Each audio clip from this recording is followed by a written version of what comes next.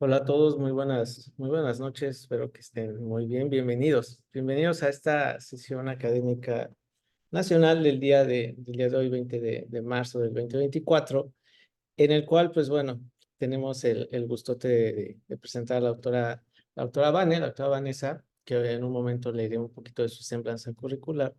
Y bueno, vamos a revisar un tema bien importante en todos los niveles, ¿no? Desde la consulta general nos puede llegar un paciente con epilepsia y puede traer un estatus, o en urgencias propiamente como la doctora que está en la residencia de urgencias, pero nos puede llegar en los servicios de pediatría, en hospitalizaciones. Entonces, pues bueno, va enfocada para la parte de urgencias de la atención que se le tiene que dar al paciente. Y bueno, vamos a revisar también las bases y toda esta parte de las neurociencia que es bastante apasionante. Y bueno, permítanme presentarles a nuestra ponente del día de hoy, la doctora Vanessa Itzel Rivero Córdoba. Es médico cirujana en la Universidad Autónoma del Estado de Hidalgo, mi misma casa de estudio y pues mi misma compañera de generación. Llevamos por ahí de 9 años siendo muy buenos amigos. Realizó su internado de pregrado en el Hospital Central Militar, donde fue premiada con el premio por excelencia académica. De ahí hizo su servicio social en la parte de trasplantes, por lo cual hizo un diplomado para formación de coordinador, donador de órganos y trasplantes ahí en la Universidad Nacional Autónoma de México. Y actualmente, pues bueno, es residente de tercer año de medicina de urgencias en el Hospital Central Pemex Sur, ahí en Ciudad de México. Y pues bueno, gracias, Vane, por aceptar, por estar acá y bueno, a nivel personal, por apoyar al doctor Uriel y ser mi amiga tantos años. Bienvenida, Vane. Para los asistentes, al final se les va a pasar el link de la lista, donde también ahí van a poder dar la opción si quieren que emitir constancia por su clase o no, pero eso hasta el final se les pone el link. Así es que a disfrutar la clase. Bienvenida, Vane, gracias. Gracias a ti, gracias a todos por estar en esta clase. Ojalá que sea amena y pues muy productiva para todos. Que así sea.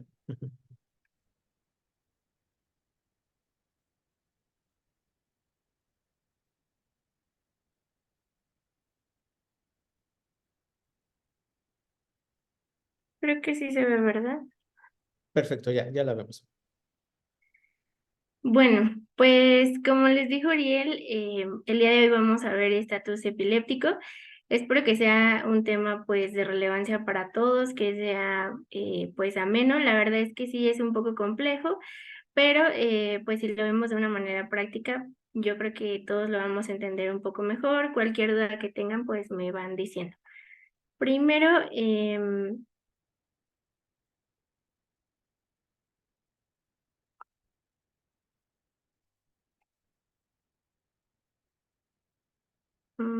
un segundo. Listo. Bueno, pues las definiciones han variado mucho en el transcurso de los años. La ILA, que es la Liga Internacional contra la Epilepsia, se ha enfocado en darnos las definiciones más certeras y los tratamientos, pues los últimos que tenemos en cuanto específicamente al estatus epiléptico. Y principalmente la última definición que tenemos es del 2019. Crisis convulsiva la vamos a definir como contracciones musculares que suceden como consecuencia de descargas eléctricas anormales en las neuronas cerebrales.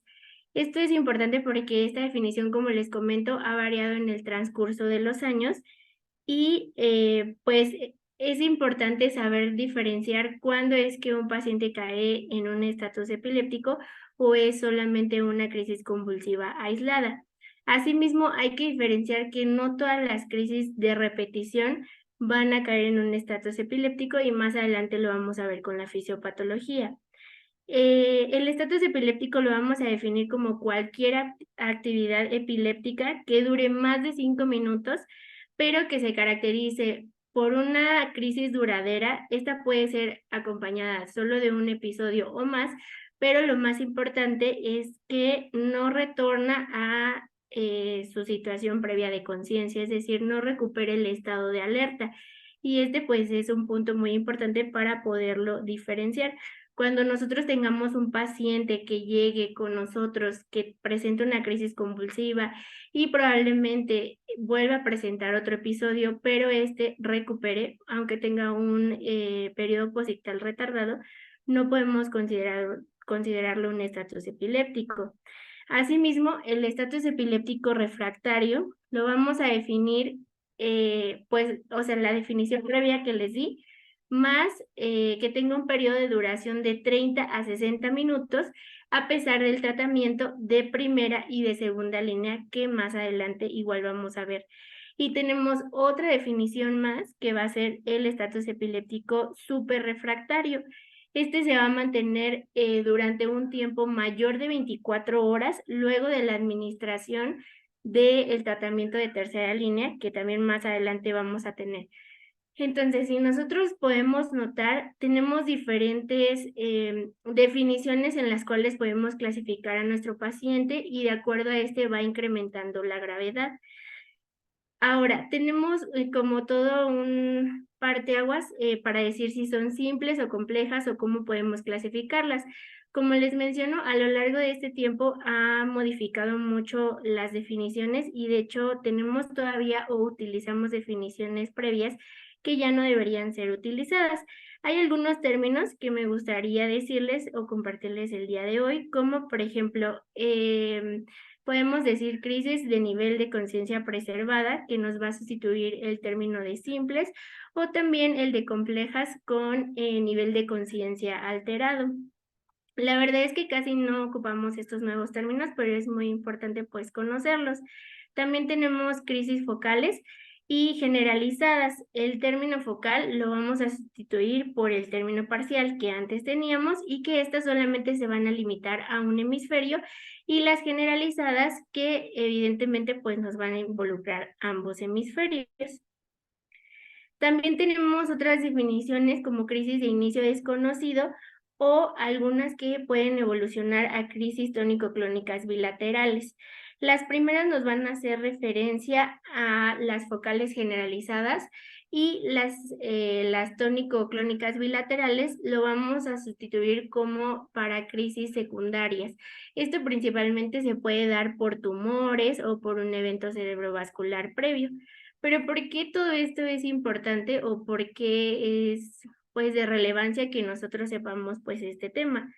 Bueno, la verdad es que tener una estadística aquí en México es difícil, no tenemos muchos reportes previos, pero sí es importante. A nivel mundial constituye el 1.7% de las consultas neurológicas y son causadas de hasta el 3% de los ingresos a la terapia intensiva, basándonos solo en un estatus epiléptico refractario. A nivel nacional, el último reporte que se tiene es del 2018 y representa el 1% de los ingresos en urgencias y el 1.1% de los ingresos en la terapia intensiva. Esta mortalidad puede variar muchísimo, pero ya que un paciente cae en un estatus epiléptico puede tener hasta una mortalidad del 33%, y un estatus epiléptico superrefractario que responde de manera parcial y posteriormente vuelve a tener una actividad representa el 10% de mortalidad a los 7 días. Pero pues hay que recordar que todo esto va variando y es de vital importancia que no lo tomemos o no lo dejemos pasar en ningún momento. Hay que recordar que tenemos diferentes situaciones de urgencias por las cuales se va a presentar, por ejemplo, una crisis sintomática aguda, que sea una primera crisis o una crisis de urgencia. Dentro de estas, pues entra el tema que estamos viendo el día de hoy, que es el estatus epiléptico, ya sea refractario o superrefractario. Entonces, ¿por qué es que va a pasar todo esto? Pues vamos a tener falla en los mecanismos de supresión de las crisis epilépticas. Tenemos algunos tiempos que nos ha indicado la ILA, que les comento es la Liga Internacional contra la Epilepsia. El primer tiempo se va a basar en crisis continuas. Estas principalmente van a ser crisis atípicamente prolongadas. El tratamiento hay que administrarlo de forma inmediata y el tratamiento de primera línea, que más adelante vamos a ver, pero va a ser con benzodiazepinas. Y el tiempo 2, en este caso, ya es cuando se van a vencer los mecanismos contrarreguladores y en este punto es cuando los episodios van a ser continuos y nos van a dar consecuencias a largo plazo, como muerte neuronal, alteraciones de las redes neuronales, y esto pues ya nos va a invocar óptimamente en un estatus epiléptico refractario. Entonces, como pueden ver aquí, tenemos diferentes tiempos. Principalmente podemos definirlo, como les había yo mencionado, 5 minutos o que no recupere el estado de alerta entre ese lapso, o el tiempo 2, pues que dure más de 30 a 60 minutos. Entonces, esto es importante para nuestro tratamiento que vamos a administrar. Aquí también, ¿no? Tenemos que saber bien cuándo es que el paciente solamente tiene crisis convulsivas de repetición, es decir, y ahondando nuevamente en esto, hay que tener en cuenta que los pacientes tienen un episodio, una crisis convulsiva, y pueden tener diferentes episodios, pero que recuperen el estado de alerta. Esto es algo muy importante. Si este episodio dura más de 5 minutos y es persistente, entonces, y no recupera el estado de alerta, en automático el paciente pues entra en un estatus epiléptico refractario. Y ahí es donde se inician las primeras medidas, sobre todo porque ya más adelante en la fisio vamos a ver, pero va a ir incrementando la presión intracraneal. Entonces, es importante tomar en cuenta los dos tiempos que nos dice la ILA. El tiempo 1 solamente va a abarcar los primeros 5 minutos y el tiempo 2 va a ser en adelante. Entonces, vamos a tener diferentes tipos. Dentro de estas podemos ser las conocidas, que van a ser en aquellos pacientes que ya tienen un diagnóstico de epilepsia y que presentan crisis convulsiva. Las dos principales causas por las cuales un paciente que ya tiene diagnóstico de epilepsia convulsiona van a ser suspensión de su medicamento, que tenga mal apego al tratamiento, y la segunda va a ser un proceso infeccioso. También tenemos, la podemos clasificar en agudo, y esto se puede dar por una actividad eléctrica secundaria a algún evento que nos altere en la teoría de Monroe-Kelly, como por ejemplo podría ser un evento cerebrovascular o una encefalitis. También pueden ser remotas, y dentro de esto es como un efecto secundario de lo que esté pasando, como por ejemplo en los pacientes que sufren un traumatismo cráneoencefálico, y pues dentro de estas también podría entrar un EBC. Progresivas, esto se puede deber igual a una ocupación, igual en la teoría de Monroe-Kelly, como puede ser algún tumor que nos esté ocupando o nos esté incrementando la presión intracraneal y nos esté generando una alteración de los receptores, lo que nos puede generar una alteración a nivel de GABA, y esto nos puede generar una actividad eléctrica descontrolada. Y finalmente, pues de manera desconocida o idiopática. Específicamente para el estatus epiléptico lo podemos clasificar en convulsivo o no convulsivo. Dentro de estos, el no convulsivo va a ser el que más reto diagnóstico va a representar para nosotros. Tenemos diferentes dispositivos en la actualidad para poderlo diferenciar, pero pues sí es difícil que lo tengamos en la disponibilidad de todos nuestros centros hospitalarios. El convulsivo pues lo vamos a dividir en generalizado o parcial, y dentro de esto pues las que ya conocemos como tónico-clónicos, tónicos, solo clónico, y parcial pues solamente se van a abocar a un hemisferio. Dentro de este puede ser afásico o puede ser simple. Y en el no convulsivo pues vamos a tener igual el generalizado y el parcial, y dentro del generalizado vamos a tener las crisis de ausencia. Como les menciono, esto pues se va a volver como más difícil en el no convulsivo.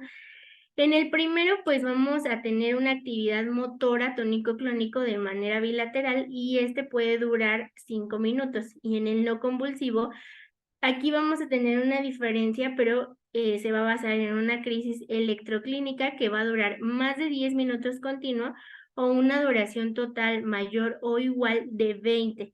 En este debemos tener un monitoreo con un electroencefalograma de más de 60 minutos.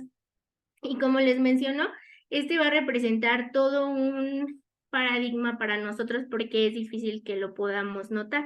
Esto lo podemos hacer electrográfico o electroclínico, y si es electroclínico lo podemos evidenciar con pues alteraciones de la conciencia, preservación de la conciencia o generalizado o de ausencia. Más adelante vamos a ver un poquito de las ondas del electroencefalograma para que podamos comprender mejor. Y pues ahora bien, vamos a pasar a la fisiopatología, que va a ser pues lo más bonito, o vamos a poder entender por qué es que pasa esto. Primero, vamos a tener que tenemos una naturaleza autosuficiente que nos permite tener una actividad eléctrica normal. Todos tenemos una actividad eléctrica variable, depende en el estado en el que nos encontremos, estado de vigilia, de somnolencia, estados del sueño, M1, M2 o REM. Vamos a variar la actividad eléctrica que presentemos. Entonces, lo que va a pasar aquí es que tenemos un paciente que presenta una crisis convulsiva y en este momento se van a liberar neurotransmisores. Se van a aperturar ciertos canales y se van a cerrar canales iónicos. Aquí lo más importante que va a pasar es que se va a dar fosforilación de las proteínas. Lo que va a pasar aquí es que van a despolarizar la membrana, va a entrar calcio y sodio al interior de la célula, y esto lo que va a ocasionar es que nos activen proteasas y lipasas. Esto va a destruir pues todas las células, y este es como nuestro primer punto, o lo primero que va a pasar cuando un paciente tiene una crisis convulsiva. Tenemos esta desregulación de los mecanismos, pero se recuperan. Nuestros mecanismos compensadores salen y todavía aquí no tenemos alteración en el tráfico de los receptores. Es por eso que los pacientes pueden recuperar el estado y se encuentran en un periodo posictal, este ya sea tardío o inmediato. Entonces aquí nuestro primer punto pues es nuestra liberación de neurotransmisores. Posteriormente, como les menciono, en este primer punto o en esta primera notita es lo que pasa de manera normal. Cuando nuestro paciente empieza a tener alteración del tráfico de los receptores, es cuando vamos a tener una de las alteraciones más importantes, porque aquí vamos a tener disminución del inhibidor del GABA, que como sabemos, pues va a ser el principal neurotransmisor, y principalmente vamos a tener alteración en la subunidad beta 2 y lambda 2.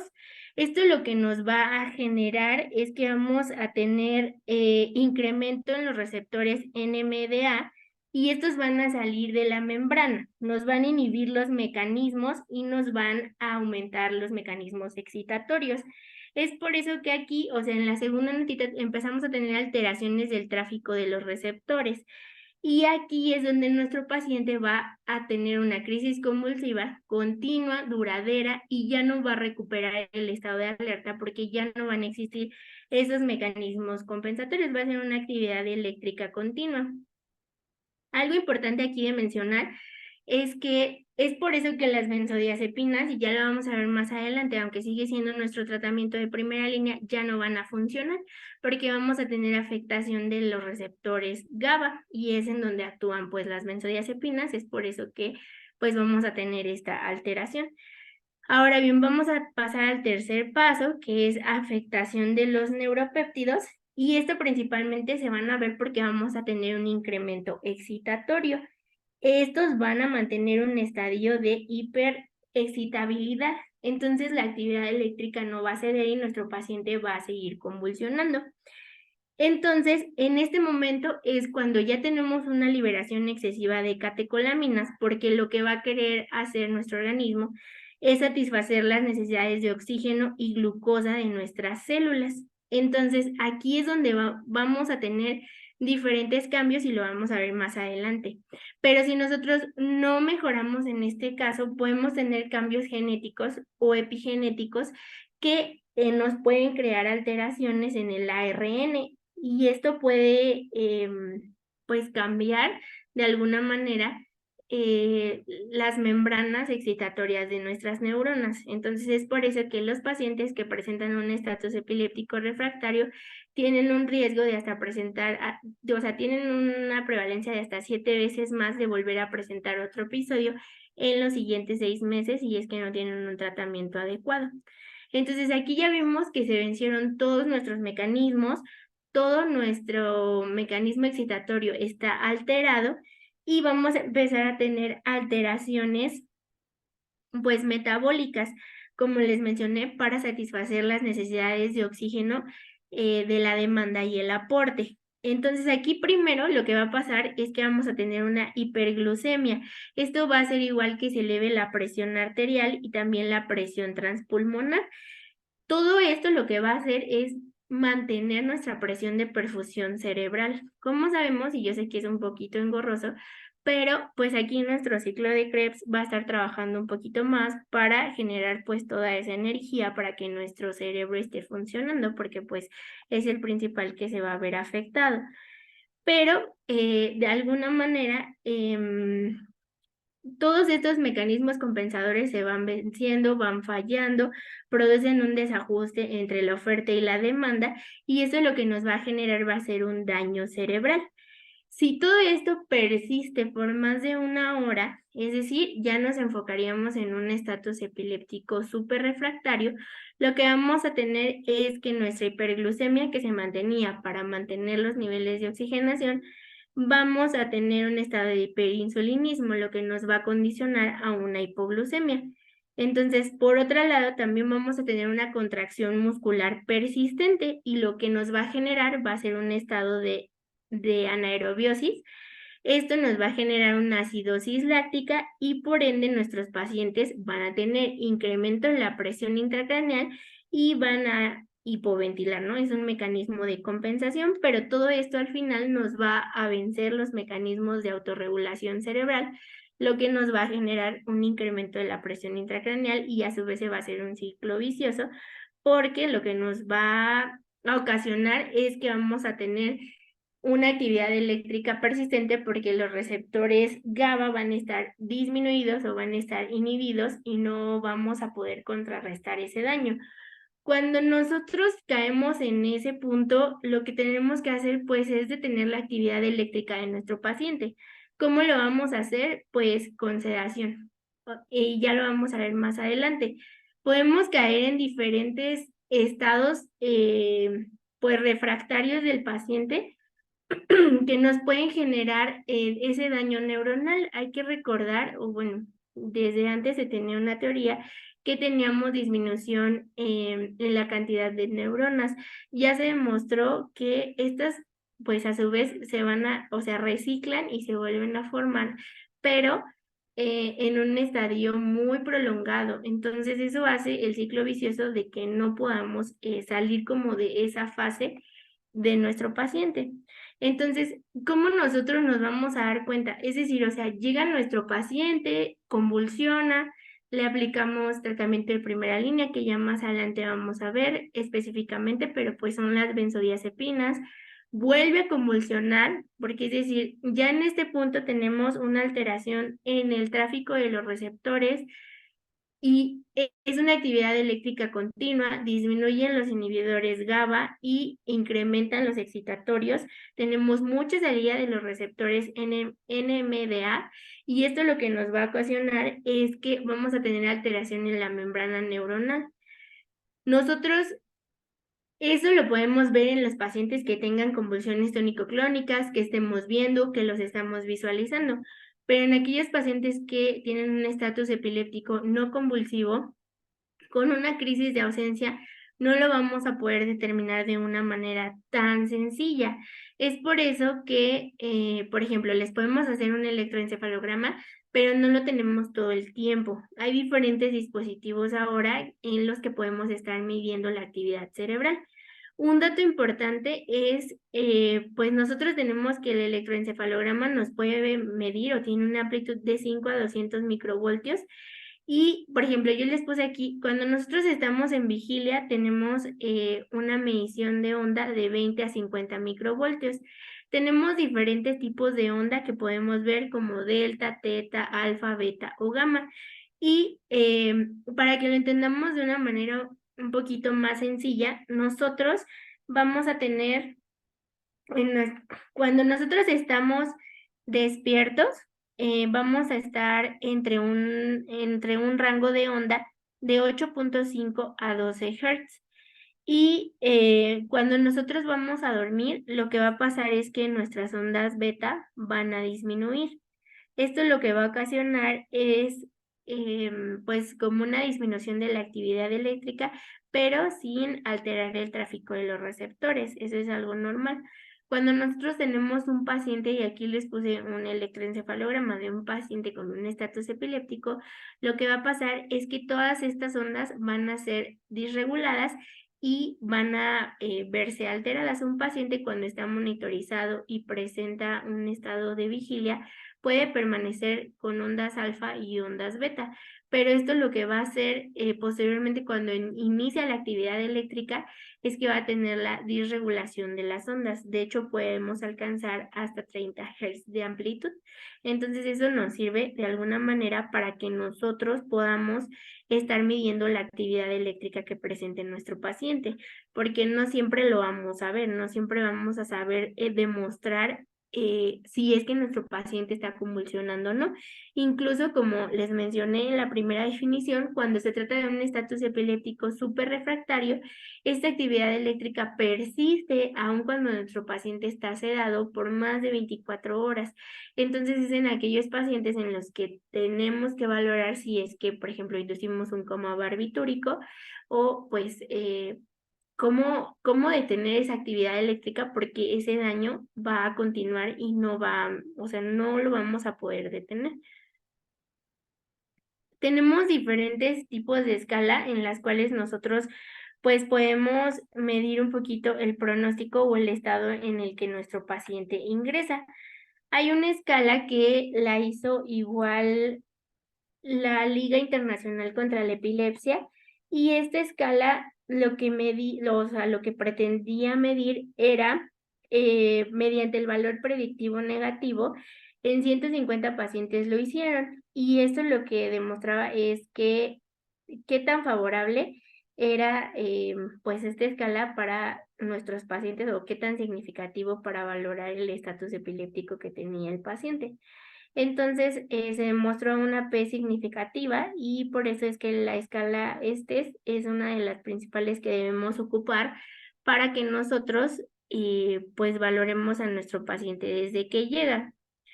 Tenemos diferentes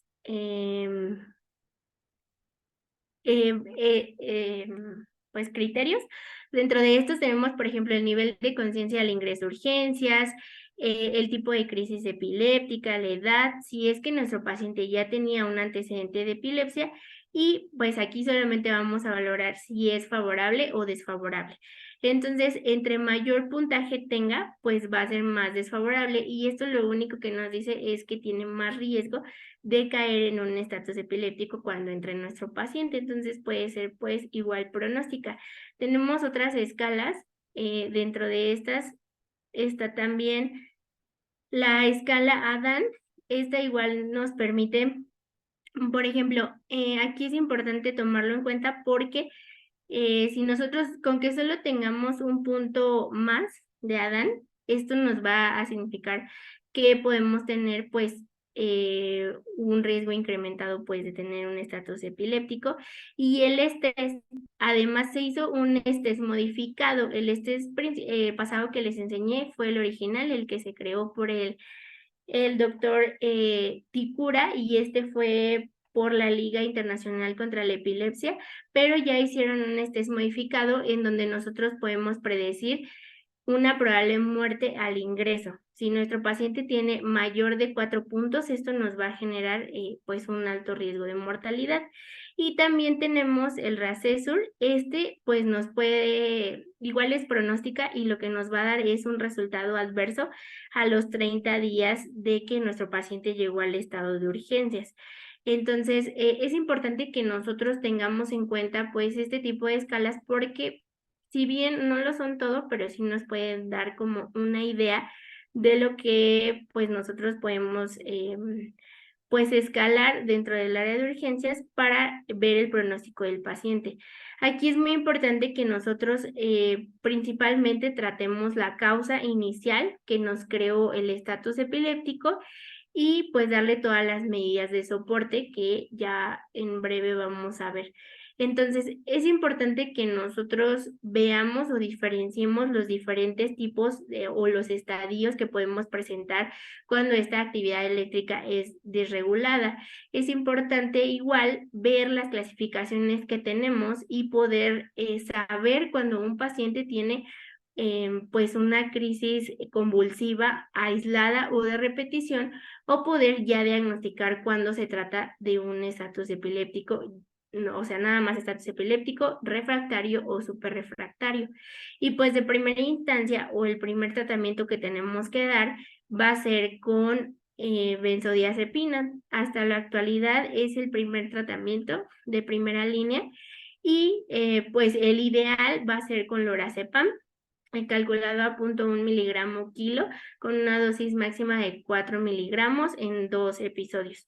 Lo podemos administrar con 5 minutos de diferencia. También tenemos diferentes alternativas como pues benzodiazepinas de acción corta como diazepam. Esta la podemos calcular de 0,15 a 2 miligramos por kilo con una dosis máxima de 10 miligramos, y igualmente podemos repetir una segunda dosis a los 5 minutos y si no, hay que progresar el tratamiento. En cuanto al midazolam, hay un estudio en el New England que se hizo que te menciona que puedes hacer una dosis intramuscular de diazepam si es que tu paciente llega convulsionando, está arribando a urgencias con una crisis convulsiva y no tienes una vía periférica. Aquí la dosis recomendada pues es 5 miligramos en pacientes que pesen más de 40 kilogramos y 10 miligramos en, aquí un error, pero era 5 miligramos en aquellos menores de 40 kilos y 10 miligramos en mayores de 40 kilogramos.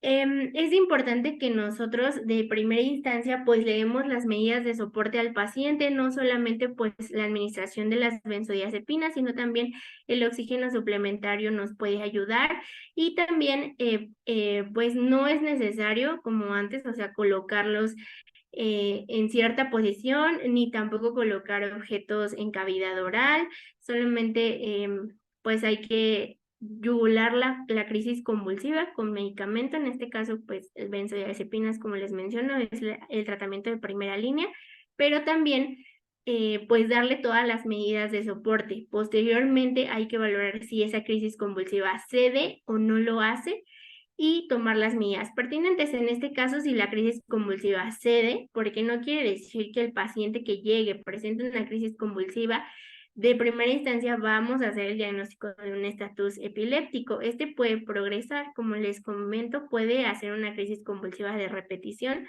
puede recuperar el estado de alerta, puede presentar un periodo posictal retardado. ¿Y qué es lo que tenemos que hacer en este caso? Bueno, pues estar valorando continuamente el estado neurológico del paciente y sobre todo en este lapso de tiempo que tenemos tratar de investigar la causa por el cual el paciente está presentando una crisis convulsiva. ¿Cuál fue el evento desencadenante para que el paciente pues la presentara? Si son de novo, siempre que llegue un paciente de nuevo, lo que tenemos que hacer, pues además de todo lo que les menciono, pues es un estudio de imagen. Principalmente hay que descartar que no sea una actividad compresiva, es decir, un tumor, que no tenga un evento cerebrovascular, e individualizar a cada paciente para ver sus factores de riesgo que éste tenga.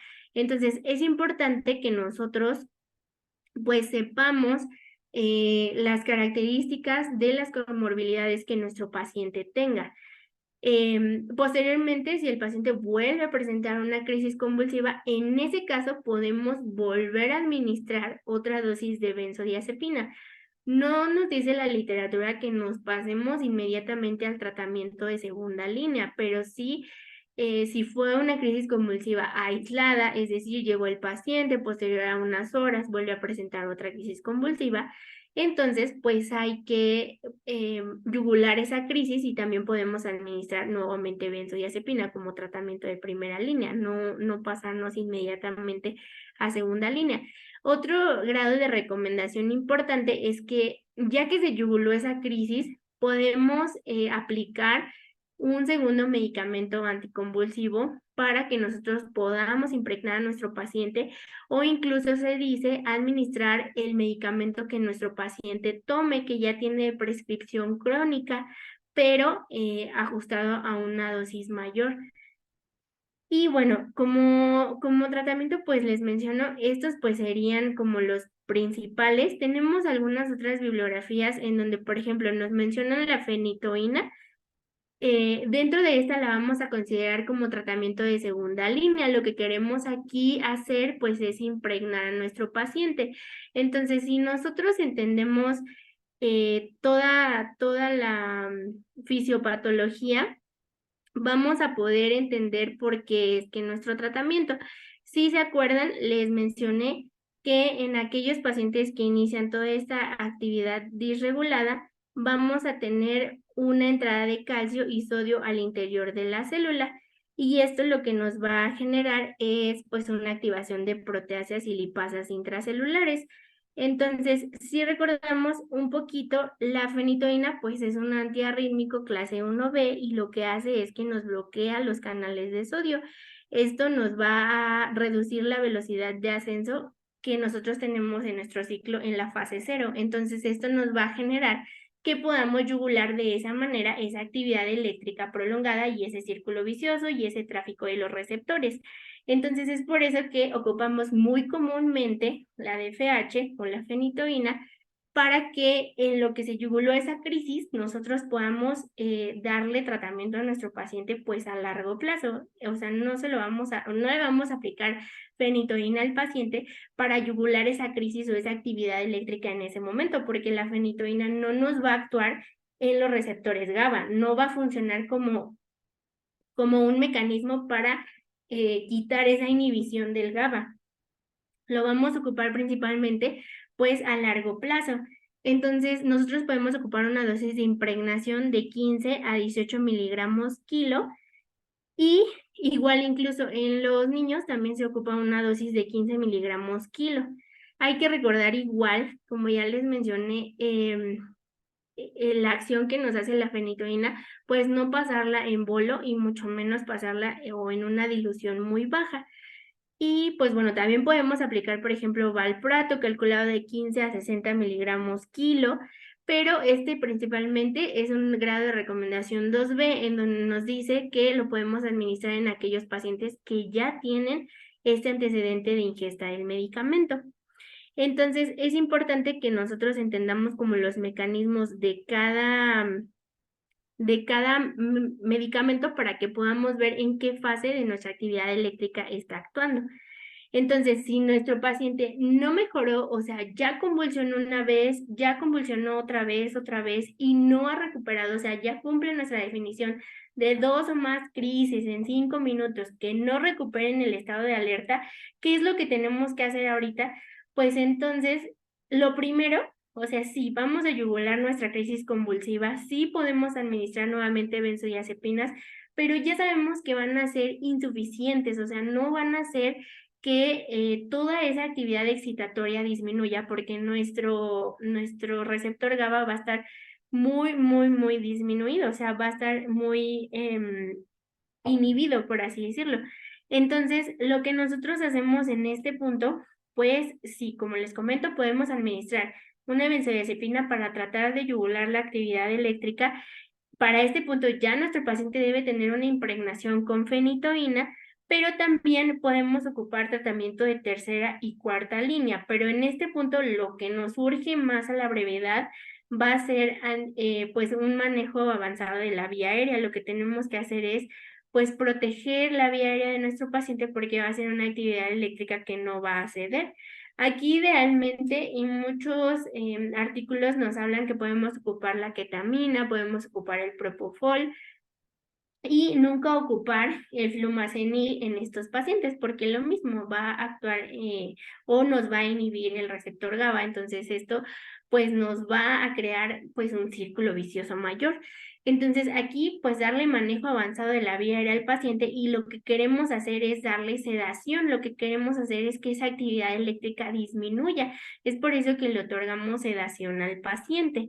Entonces, podemos ocupar, por ejemplo, fenobarbital calculado a 20 miligramos por kilo, o también podemos ocupar levetiracetam.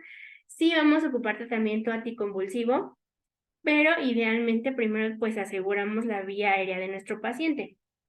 En tratamiento de cuarta línea, en aquellos pacientes que no han mejorado, que no ha cedido la actividad eléctrica, que sigue todo este círculo vicioso y que ya estamos teniendo alteraciones metabólicas como la hipoglucemia, la acidosis láctica, la acidosis metabólica refractaria, y que tenemos indicios de que nuestro paciente tiene incremento de la presión intracraneal, pues entonces podemos inducir a nuestro paciente a un coma barbitúrico. Inicialmente podemos darle tiopental, 3 miligramos por kilo, y después lo dejamos en una perfusión casi siempre de 5 miligramos kilo hora. Pero esto pues ya son como estadios más grandes. Podemos colocarle un BIS, que es una franja que se coloca en la frente a los pacientes para ver el nivel de sedación que tienen, y a su vez con ayuda del electroencefalograma ver si es que tienen una actividad disregulada en las ondas. Asimismo, tenemos igual acá, por ejemplo, otra gráfica en donde les puse tratamiento de primera línea, pues vamos a tener las benzodiazepinas, posteriormente podemos valorar levetiracetam, valproato, y finalmente pues lo que queremos hacer es sí continuar con un medicamento anticonvulsivo, pero también proporcionarle sedación a ese paciente para que la actividad eléctrica pues disminuya, y de esa manera al sedarlo romper ese ciclo vicioso, y si no, pues ya, el coma barbitúrico puede ser de ayuda. Todos los medicamentos que nosotros administremos o que pongamos tienen que ser, pues si bien calculados, tenemos que saber bien cómo administrarlos y en qué fase, porque no todos nos van a funcionar en todas las fases. Es decir, si nuestro paciente ya está sedado, llegamos a un tratamiento de cuarta línea, ya nuestro paciente no mejora, tiene un estatus epiléptico súper refractario, tiene incremento de la presión intracraneal, pues entonces aquí todas las medidas del tratamiento pasan a ser pues medidas de un paciente neurocrítico. Nosotros mismos le podemos crear hiperventilación. Ahora no solamente vamos a disminuir la actividad eléctrica, sino también vamos a hacer que disminuya todo, o disminuir la presión intracraneal de nuestro paciente, podemos medirla. Entonces, son como muchas medidas de tratamiento mucho más complejas que podemos dar. Pero básicamente, o sea, lo que tenemos que hacer, o lo que quería yo ahondar en este punto, pues es el tratamiento de primera línea, que debemos de saber las dosis, y el tratamiento de segunda línea también me parece muy importante, y sobre todo saber cuándo es que nuestro paciente cae pues en un estatus epiléptico, porque esto puede condicionarle un riesgo de mortalidad mayor, y sobre todo pues saber la causa del por qué está pasando. Entonces, yo creo que es un tema muy importante que puede ser tan amplio o tan grande como ustedes quieran verlo, pero pues traté como de resumir los puntos más importantes para explicarles el día de hoy, hacer un poquito a mano la fisiopatología, porque sí está muy amplia, pero pues de alguna manera que ustedes puedan entender por qué esa actividad eléctrica no cede y qué es lo que tenemos que hacer, o qué es el tratamiento que nosotros debemos administrarle a nuestro paciente pues para que éste mejore, o para que este ciclo vicioso mejore. Entonces, pues no sé si tengan alguna duda. Si tienen alguna duda, me pueden decir. Pero pues esto Hola, sería doctora. clase. Hola. Buenas noches. Muchísimas gracias. La verdad es que estuvo increíble su clase. Creo que la parte de que abarcara la parte de fisiopatología fue muy padre. Y sí tenemos preguntas. De hecho, nos mandaron preguntas por WhatsApp porque al principio no estaba habilitado el chat. Y también tenemos por chat. Entonces, pasamos primero a las de WhatsApp, si le parece, y después pasamos a las del chat. Sí. Dice, una crisis convulsiva que dura más de 5 minutos, ¿ya podemos definirlo como estatus epiléptico? No, es lo que les digo, o sea, la definición como tal es una crisis duradera, o sea, si duró más de 5 minutos puede ser, pero este paciente no va a recuperar el estado de alerta, o sea, es una crisis convulsiva, dos o más, que no, que sean duraderas y que no recupere el estado de alerta. Entonces, en realidad, pues solo sería como completar ese punto. Si no recupero, pues pudiera ser sí, pero si solamente me dicen así, pues diría yo que no. Ok, gracias, doctora. También nos preguntan si puede haber estatus epiléptico en convulsiones focales simples no generalizadas. Sí, el estatus epiléptico se puede generar en todos los estadios, y de hecho es lo que o sea, como les mencionaba, o sea, No porque solamente sean simples o parciales, no se va a generar. En realidad es que se genera en todos los estadios y esto puede ser, pues, y se puede presentar de diferentes causas, porque a lo mejor el paciente convulsiona tónico-clónico o solamente son parciales, pero ya en estatus epiléptico puede tener una actividad eléctrica, pues, disvariante. Ok, muchas gracias. Tenemos más preguntas en el chat. Emiliano nos pregunta, en pacientes embarazadas, ¿cuál sería el tratamiento de primera elección?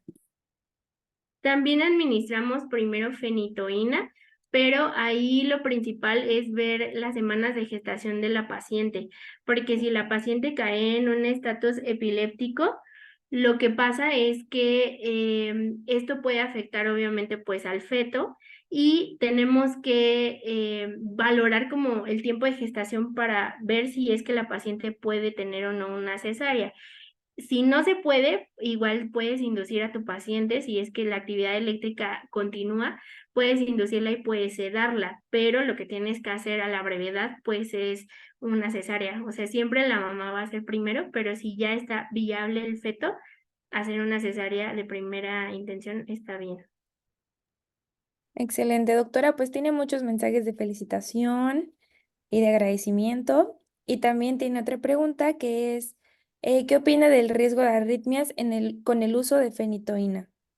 Es lo que les comentaba. Si nosotros administramos la fenitoína en bolo, obviamente el riesgo incrementa muchísimo. También si lo tenemos en una dilución muy baja, igual incrementa mucho, porque lo que queremos aquí pues es que actúe de una manera tardía, idealmente en los canales de sodio. Pero si lo hacemos de una manera súbita, pues sí le vamos a crear una arritmia muy significativa al paciente y va a caer pues en una bradicardia extrema. Ok, doctora, también tenemos otra pregunta que es, ¿el tratamiento mencionado también se puede dar en convulsiones por infección del sistema nervioso como encefalitis? Sí, o sea, idealmente aquí lo que hay que hacer pues es yugular la actividad eléctrica del paciente y es lo que yo les decía, o sea, hay que buscar la causa, si es que es una causa infecciosa, si es que es una causa que nos abarque, por ejemplo, una masa como un tumor, pero eso lo hacemos como de segunda instancia, o sea, de primera línea no sabemos idealmente cuál es la causa que generó el estatus epiléptico, pero el tratamiento pues es el mismo inicialmente. Gracias, doctora. Tenemos una pregunta de Robles Cermeño que dice que tiene tres dudas. La primera, ¿es más peligrosa la crisis en niños o en adultos? Yo creo que depende y depende también la causa que sea, pero por ejemplo, si es una crisis convulsiva febril en niños, su mortalidad pues no va a ser tan alta. Si hemos visto ya pacientes que han caído en estatus epiléptico por encefalitis por COVID, incrementa su mortalidad a más del 11%, pero sí varía un montón, o sea, depende mucho. Por ejemplo, si es un adulto y tiene una masa tumoral, pues depende, o sea, como los riesgos pronósticos pueden ser altos en ambos. No podría decir que es como más grave en niños que en adultos o en adultos que en niños. Siento que depende de la causa etiológica. Justo una de sus preguntas es, cuando la fiebre es muy alta, ¿se puede considerar epilepsia? No, cuando la fiebre está muy alta, eso también es como algo que como que todos tenemos y creemos que un paciente que tiene fiebre, 39, 40 grados, va a convulsionar, pero en realidad es que no, si todos los pacientes convulsionaran o sea, siendo esa lógica, todos convulsionaríamos, ¿no? Todos hemos tenido una fiebre así. Pero no, hay ciertas características o ciertos tipos en la crisis convulsiva que es ocasionada por una crisis febril y no todos los niños van a convulsionar cuando tengan fiebre. Eso es algo bien cierto, o sea, y eso lo aprendí de pediatras, no todos convulsionan, tienen ciertas características, o sea, el niño que va a convulsionar por fiebre va a convulsionar con 38 grados, con 38,5, con 39, con 40, no específicamente porque entre mayor sea la fiebre, más riesgo de convulsión tiene. Hay niños, o sea, simplemente si tienen esa predisposición a convulsionar, lo van a hacer, pero si no, no. Y solamente son aisladas, solo se presentan cuando el centro termorregulador se ve alterado y casi siempre tienen una alteración en el hipocampo. pero ese tipo de niños, pero es transitorio, o sea, mejoran. Conforme van creciendo y su centro termorregulador igual evoluciona, ya no se presentan. Entonces, pues no se podría considerar epilepsia, a menos que ya con todos los estudios le diagnostiquen ahora sí otra causa y le hagan el diagnóstico de epilepsia, pero no, por fiebre no. Ok, doctora, como última pregunta por cuestiones de tiempo, tenemos la pregunta de María Dolores que dice, excelente ponencia, felicitaciones. Mi pregunta es, ¿cuántas dosis de benzodiazepina se puede repetir? Usted mencionó que a los 5 minutos se repite, pero ¿cuántas dosis serían? Idealmente, o sea, aplicamos la primera dosis y tenemos dosis máximas de cada medicamento. Por ejemplo, del lorazepam tenemos una dosis máxima de 8 miligramos, pero depende, o sea, si nuestro paciente, es decir, que sean continuas. No tenemos como una dosis máxima ponderal al día, pero pues idealmente sí, es decir, si yo tengo un paciente que está convulsionando, le administro benzodiazepina, ya sea diazepam, mida, lorazepam, si es que hubiera, se la administro, pero vuelve a convulsionar, o sea, en los 5 minutos siguientes y vuelve a convulsionar y no recupera el estado de alerta, entonces me voy al tratamiento de segunda línea. Idealmente no administramos pues más de 3 dosis seguidas de benzodiazepina porque nos pasamos inmediatamente al tratamiento de segunda línea que a la par se supone lo estamos dando, ¿no? Como les mencioné, o sea, lo impregnamos con fenitoína o le damos valproato, pero si no mejora y si es que ya cayó en un estatus epiléptico refractario, pues entonces nos vamos a tercera línea y lo sedamos, le protegemos la vía aérea y mejoramos eso. Perfecto, doctora. Pues muchísimas gracias por la ponencia. Como lo comentaron varios de los participantes, fue excelente.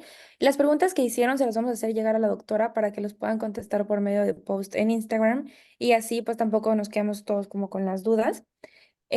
Por la parte ya del registro, al final sale si quieren la constancia o no les gustaría tener la constancia, se les llega un correo por medio electrónico, ¿vale? Va a ser un correo electrónico. Ya no se mandan tantos WhatsApps por la cuestión de las nuevas políticas, pero toda nuestra comunicación de constancias es por medio de correo electrónico. Y también para recordarles que mañana los que están inscritos al curso de cardio, pues tenemos nuestra sesión de cardiología. Y creo que por nuestra parte sería todo. Doctora, de verdad le agradecemos mucho. Gracias a Pregunta por la ustedes. grabación. La grabación se sube a nuestro canal de YouTube de MedScientific. Ahí se suben todas las grabaciones de todas las sesiones académicas e igual se ponen los links. Si ustedes ven la sesión académica y quieren la constancia, pueden llenar su formato y acceder a la constancia.